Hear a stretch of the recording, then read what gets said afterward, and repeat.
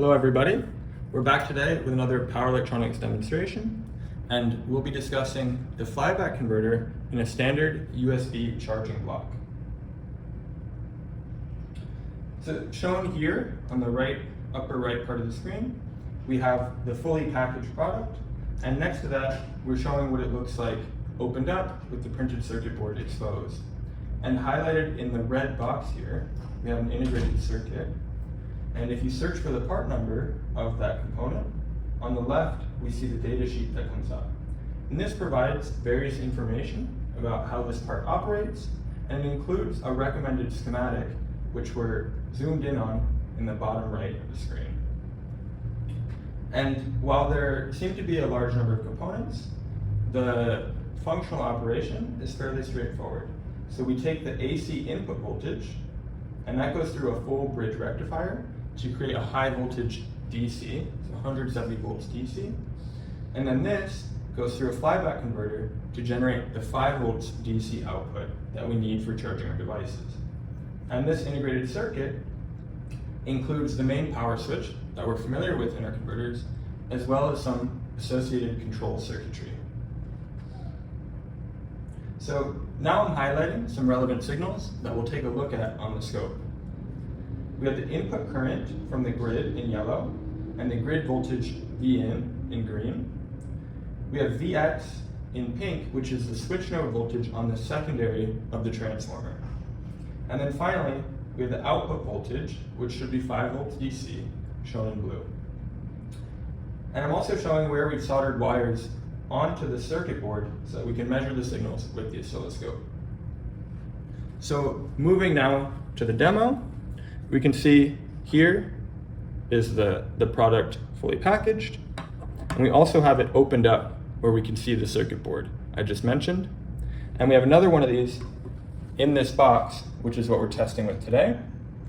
We're measuring the signals in the oscilloscope, and we're powering this from the grid the way you normally would with powering this, with plugging this into the wall. So here, if I turn the grid voltage on, we look at our waveforms. I'll stop this here, and we can see first the input current in yellow. So at the peaks of the grid voltage, we draw current into the converter to power it. Then we have the grid voltage in green, which is, if we look at the measurements, the average frequency is about 60 hertz, which is what we'd expect, and this is 120 volts RMS AC voltage. So now we're going to look at the pink waveform, Vx, which is a switch node on the secondary, and we can see that it has much higher frequency than the grid voltage, and this allows us to shrink the size of the passive components. And finally, we have the output voltage in blue, which is a steady 5 volts DC.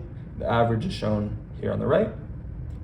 And now we'll zoom in to the switch node, and we can see a couple interesting things here. So we see a few pulses, and then it stops for a while. And this is called burst mode operation, and this is used to improve the efficiency of the converter. So it only operates when it needs to, and at light load, it'll turn on a few times. So the switching frequency is actually defined by these smaller periods here, and then it'll turn off for a while because the output voltage is not decreasing particularly fast because we're at light load.